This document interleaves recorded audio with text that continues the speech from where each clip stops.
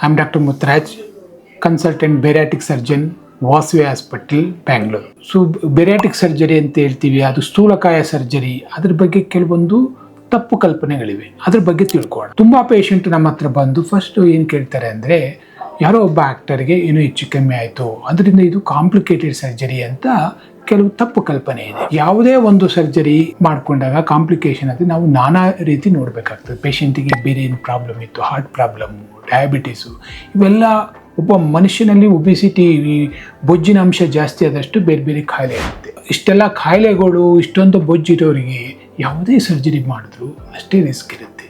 ಹೀಗಾಗಿ ಬೇರಿಯಾಟಿಕ್ ಸರ್ಜರಿ ಅನ್ನೋದು ರಿಸ್ಕ್ ಅಲ್ಲ, ಅಲ್ಲಿ ಅವ್ರಲ್ಲಿರ್ತಕ್ಕಂಥ ನಾನಾ ಕಾಯಿಲೆಗಳಿಂದ ಅವರು ರಿಸ್ಕ್ ಬರ್ತಾರೆ.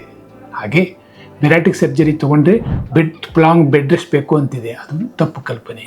ಬೇರಿಯಾಟಿಕ್ ಸರ್ಜರಿ ಮಾಡಿಸ್ಕೊಂಡವರು 90% ಜನ ವಿತ್ 4 ಗಂಟೆಯಲ್ಲಿ ಎದ್ದು ಓಡಾಡಬಹುದು. ಸೊ ತುಂಬ ಪೇಷಂಟ್ಸ್ಗೆ 1 ದಿನ 2 ದಿನದಲ್ಲೇ ನಾವು ಅವ್ರಿಗೆ ಡಿಸ್ಚಾರ್ಜ್ ಮಾಡ್ತೀವಿ. ಹಾಗಾಗಿ ಬೇರಿಯಾಟಿಕ್ ಸರ್ಜರಿ ಅನ್ನೋದು ಸೇಫ್ ಸರ್ಜರಿ.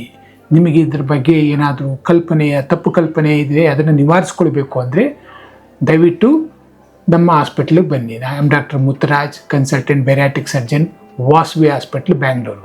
Thank you.